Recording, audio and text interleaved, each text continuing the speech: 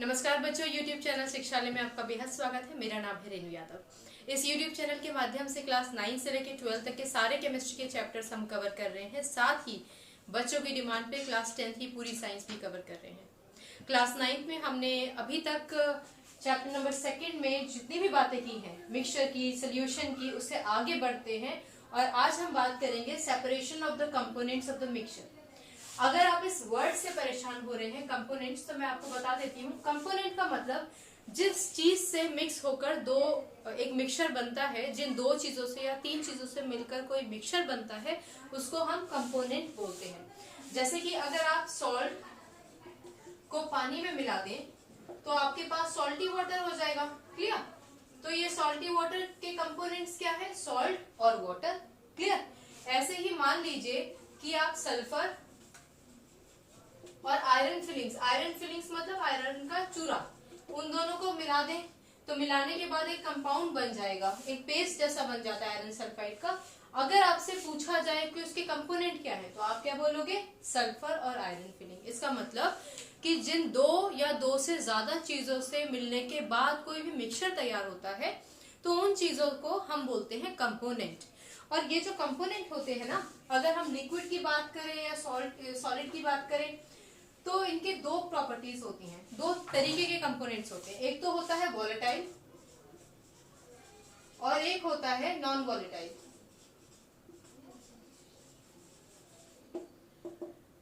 ठीक है, अब वॉलेटाइल क्या होता है? वॉलेटाइल का मतलब जो अपनी स्टेट चेंज करता रहता है। यानी कि अगर आप पानी को लेते हैं, उसको फ्रीजर में रख देते हैं तो वो आइस है, बाहर निकालो तो वो पानी है, उस पानी को पैन में रख के गैस पे रख दिया तो वो वेपर बन जाएगा। इसका मतलब जो अपनी स्टेट सॉलिड, लिक्विड या गैस में कन्वर्ट हो सके, चेंज कर सके अपना स्टेट, वो वॉलेटाइल होता है। और जो अपना स्टेट चेंज नहीं करता है वो कहलाया जाता है हमारा नॉन वॉलेटाइल। ओके, एक्सपेरिमेंट में आगे बढ़ने से पहले अब हम बात करते हैं कि अगर हमें कुछ कंपोनेंट्स को सेपरेट करना हो तो हम कैसे करेंगे। पहला एग्जाम्पल, अगर आपको इंक को उसके कंपोनेंट से रिमूव करना हो, अलग हटाना हो, सेपरेट करना हो तो कैसे करेंगे? इंक तो लिक्विड फॉर्म में होती है बच्चों, लेकिन इंक जो लिक्विड फॉर्म होता है उसमें वाटर प्लस डाई मिला होता है। अब हमें डाई अलग चाहिए और उसका जो लिक्विड पोर्शन है वो वाटर और उसके अलावा भी कुछ हो सकता है, वो हमें अलग सेपरेट करना है। तो हम क्या करेंगे? एक स्टैंड लेंगे, स्टैंड के ऊपर हम लोगों ने वायर गॉज रखा है। यहाँ हमने फायर का अरेंजमेंट करने के लिए स्पिरिट लैम्प या फिर बंसन बर्नर रखेंगे। इसके ऊपर हम लोगों ने एक बीकर रखा है, बीकर में हम लोगों ने पानी भर दिया है। और इसके ऊपर हम रखेंगे वॉच ग्लास, वॉच ग्लास में हम इंक रख देंगे। बारी बारी से आपको बता देते हैं। ये हो गया हमारा स्टैंड, ये हो गया हमारा burner, this is the beaker, this is the water, this is watch glass और ये है हमारा इंक। ठीक है, जैसे ही हम इसको फ्लेम देंगे, फ्लेम देते ही ये जो वाटर है ना, ये हीट होने लगेगा। इस वाटर के हीट होने के साथ साथ ये जो वॉच ग्लास है वो भी हीट होने लगेगा।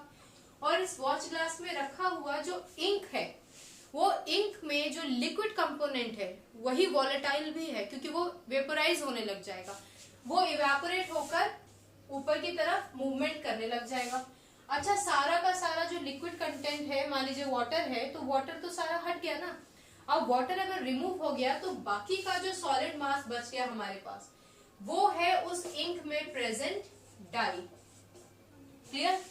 अब आप लोग सोच रहे होंगे कि हमने इसको डायरेक्टली फ्लेम क्यों नहीं दिया। आप इसको डायरेक्टली भी फ्लेम कर सकते हो, ऐसा नहीं है कि डायरेक्टली फ्लेम नहीं कर सकते हो। ओके, लेकिन अगर आप इनडायरेक्टली फ्लेम करोगे तो ये मेथड है। जब आप इनडायरेक्टली फ्लेम करोगे तो हीट तो अल्टीमेटली इंक को मिल रही है और उसके अंदर जितना भी वेपोराइज्ड मटेरियल है, सॉल्वेंट है, वो उड़ जाएगा और पीछे छूट जाएगा आपका नॉन वॉलेटाइल कंपोनेंट, यानी कि जो कन्वर्ट नहीं होगा, अपना स्टेज नहीं बदलेगा, और वो होगा आपका डाई। इस तरीके से आप एक इंक से एक डाई को बाहर निकाल सकते हैं। ओके बच्चों, ये तो हमारा पहला मेथड हो गया। अब दूसरे मेथड में हम ये बात करेंगे कि अगर आपको अब जो दूध आप लेकर आते हो, जो कार्टन वाला दूध आप लेकर आते हो, टोन मिल्क होता है, क्रीम मिल्क होता है, तो अगर आपको उस मिल्क में से क्रीम निकालनी है तो आप क्या करेंगे बच्चों? आप लोगों ने अधिकतर अपनी रसोई में इसको देखा होगा, देखा है ना, मम्मी इसका इस्तेमाल करती हैं। और अगर ये नहीं होगा तो आपके घर में ये नई टेक्नोलॉजी होगी। क्लियर? इसमें भी ब्लेड्स लगे हुए हैं। ओके, इसमें ब्लेड का काम क्या करता है? ये लकड़ी का। हाँ, फिलहाल इसको भी हम दोनों हाथों से इस तरीके से घुमाते हैं ना, जब दूध में या फिर आपका दही में, और इसको हम क्या करते हैं, इलेक्ट्रिसिटी से हमने कनेक्ट कर लिया तो इसके जो ब्लेड्स होते हैं वो बहुत हाई स्पीड में स्पन करने लग जाते हैं। इसके स्पनिंग की वजह से, अगर हम दूध की बात करते हैं तो इसमें स्पनिंग की वजह से जितनी भी मलाई होती है वो सारी की सारी मलाई ऊपर इकट्ठी हो जाती है। इस मेथड को हम बोलते हैं सेंट्रीफ्यूगेशन। सेंट्रीफ्यूगेशन, तो सेंट्रीफ्यूगेशन में क्या करते हो आप? बहुत हाई स्पीड पे स्पनिंग करते हो। जब आप स्पन करते हो तो जो डेंसर पार्टिकल होते हैं वो नीचे रह जाते हैं और जो लाइटर पार्टिकल हो जाते हैं वो आपके ऊपर रह जाते हैं। तो आपके पास दो लेयर आ जाती है। अगर आप लोगों ने कभी रसोई में मम्मी को काम करते देखा होगा तो आप बहुत आसानी से इस चीज को देख सकते हैं कि जो जितना भी डेंस हमारा जो मिल्क है वो नीचे रह जाएगा और जितनी भी हमारी लाइट क्रीम होती है वो ऊपर रह जाती है। ठीक है ना? तो डेंसिटी के बेसिस पे हम इन दो लिक्विड्स को, इन दो कंपोनेंट्स को सेपरेट आउट कर सकते हैं। क्लियर? एक ही फॉर्म था अभी तक, तो दूध में पता ही नहीं चल रहा था कि क्रीम का है। आपने सेंट्रीफ्यूग किया, आपको पता चल गया। अब इसका मेथड क्या है? इसका जो मेथड है उसका इस्तेमाल क्या है हमारे लिए? एक तो ये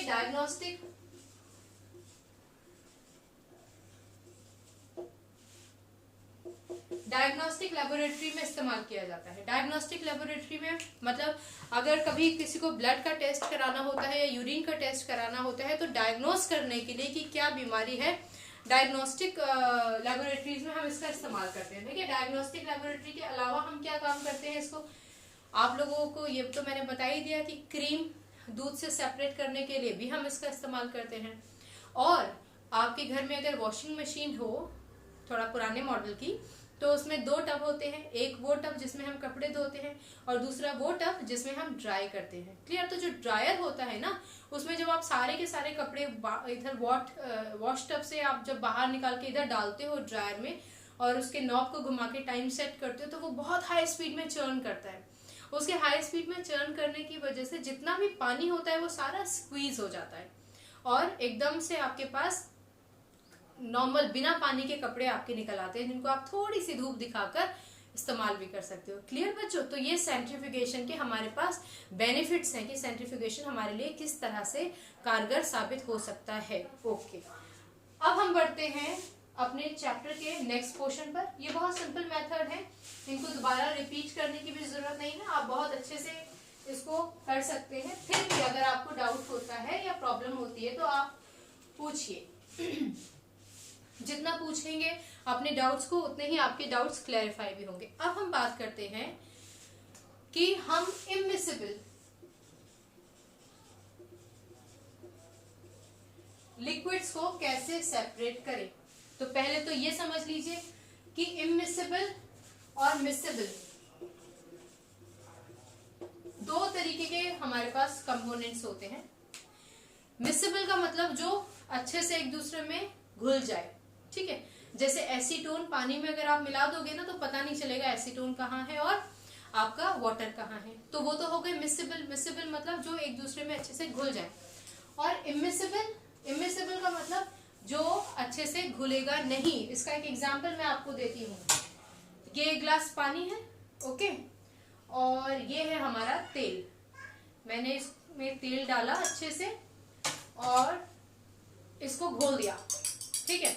आप देख रहे हो ना इसको घुलता हुआ देख। अब जब हम इसको लगातार घुमा रहे हैं, घोलने की कोशिश कर रहे हैं, तो ऐसा लग रहा है कि डिसॉल्व हो गया। थोड़ी देर के लिए हम इसको रख देते हैं। ठीक है? आपको नजर आ रहा है ना? थोड़ी देर के लिए हम इसको रख देंगे और केमिस्ट्री के लिहाज से इसको समझते हैं पहले कि क्या करते हैं। इमिसिबल लिक्विड्स को सेपरेट करने के लिए हम एस लगा देती हूँ। इमिसिबल लिक्विड्स को सेपरेट करने के लिए हम सेपरेटिंग फनल का इस्तेमाल करते हैं।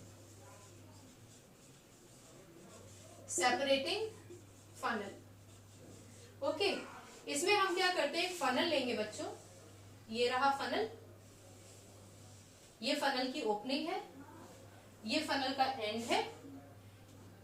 फनल के एंड से थोड़ा पहले यहाँ पे एक स्टॉप कॉक लगा होता है। स्टॉप कॉक एक नॉब होता है जिसको आप रोटेट कर सकते हो, क्लियर।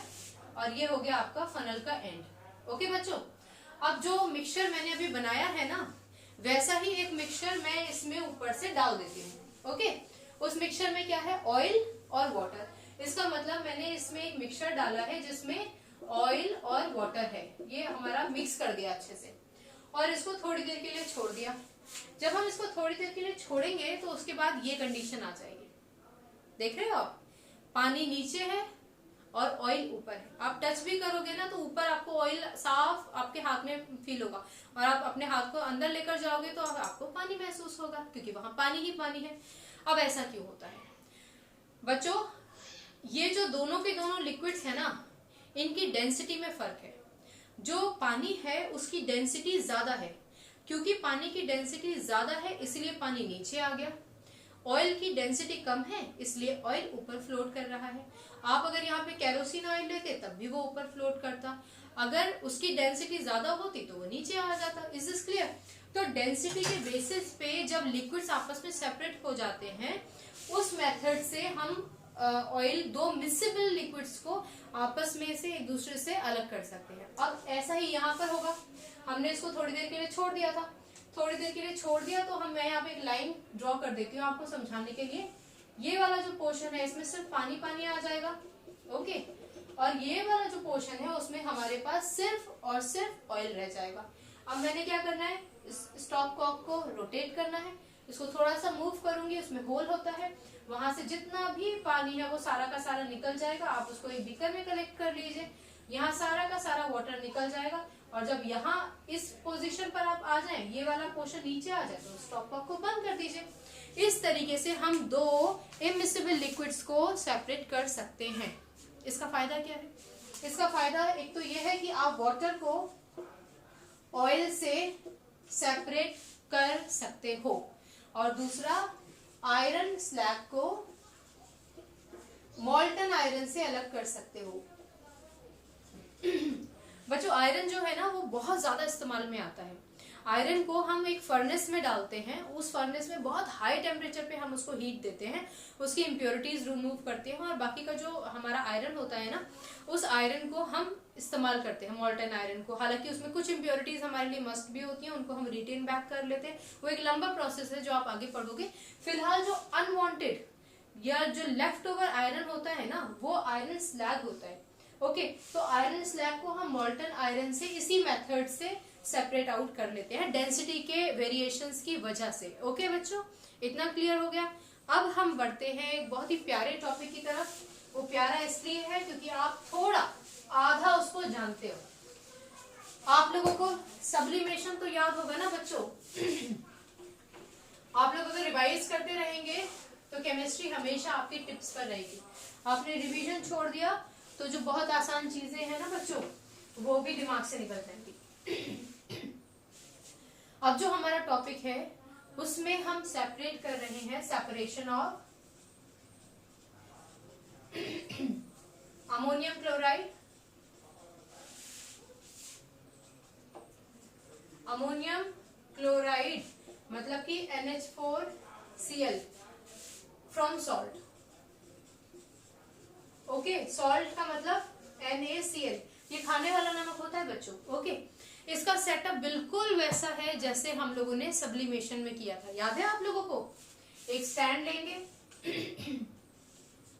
उस स्टैंड पे वायर गॉज रखेंगे, एक बंसन बर्नर या स्पिरिट लैंप का इंतजाम करेंगे फायर के लिए। इसमें हमने चाइना डिश रखा था बच्चों, चाइना डिश के ऊपर हम लोगों ने एक फनल रखा था उल्टा करके, याद है ना आप लोगों को? उल्टा करके हमने ये फनल रख दिया है, ठीक है, ये हो गया फनल। और इसको हमने कॉटन से प्लग कर रखा था, याद होगा आप लोगों को? ठीक है, इसको कॉटन से हम लोगों ने प्लग कर लिया, इसको कवर कर देते हैं। तो क्या है, ये है स्टैंड, ये है आपका बर्नर, ये हो गया आपका वायर गॉज, AZE, ये हो गया आपका चाइना डिश, और ये आपका फ्लास्क था जिसको हमने इन्वर्ट करके रखा है, तो ये कहलाया जाएगा आपका, ये सॉरी फनल था जिसको हमने इन्वर्ट करके रखा है, इन्वर्टेड फनल। क्लियर? सब्लिमेशन के केस में हमने इसमें सिर्फ अमोनियम क्लोराइड लिया था, ठीक, पर इस केस में हम अमोनियम क्लोराइड और सॉल्ट दोनों लेंगे। इसका मतलब ये जो कंपोनेंट है आपका वो है mixture of ammonium chloride and salt. Simple सा सेटअप है, सेटअप याद करने में आपको कोई डिफिकल्टी नहीं होगी। अब हम लोग क्या करेंगे, बर्नर को ऑन करेंगे या स्पिरिट लैंप को ऑन करेंगे, जो भी आप लोगे। जैसे ही आप इसको ऑन करेंगे ना बच्चों, ये जो मिक्सचर है अमोनियम क्लोराइड और सॉल्ट का, ये हीट होने लगेगा। आप लोगों को पता है कि अमोनियम क्लोराइड की ये टेंडेंसी है कि वो सॉलिड फॉर्म से डायरेक्टली गैस में कन्वर्ट होता है और बहुत जल्दी कन्वर्ट होता है सॉल्ट के मुकाबले। क्लियर? एमोरोवर सॉल्ट तो वैसे भी सॉलिड ही है, तो नीचे ही रिटेन बैक करेगा।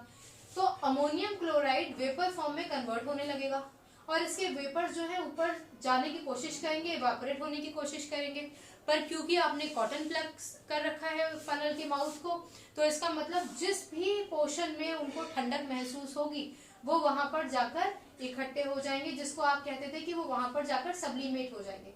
अच्छा, जितना भी ये वाला पोर्शन में दिखा रही हूँ ना आपको डार्क करके, ये सारा का सारा क्या है, अमोनियम क्लोराइड। तो ये तो हो गया आपका अमोनियम क्लोराइड, ये हो गया आपका अमोनियम क्लोराइड। तो बाकी का जो पोर्शन बच गया पीछे वो क्या है, वो हो जाएगा आपका सॉल्ट। Is this clear? इस मेथड से हम सोडियम क्लोराइड को अमोनियम क्लोराइड से, यानी कि सॉल्ट को अमोनियम क्लोराइड से सेपरेट कर सकते हैं। क्लियर बच्चों? अभी तक के पढ़ाए हुए चैप्टर में अगर आपको कोई दिक्कत होती है तो आप मुझे किसी भी वक्त पूछ सकते हैं। आज के लेक्चर में हम बस इतना ही पढ़ेंगे। आज के लेक्चर के बाद अगर आपको कोई डाउट होता है तो आप कमेंट बॉक्स में लिखकर मुझसे पूछ लीजिए, ठीक है?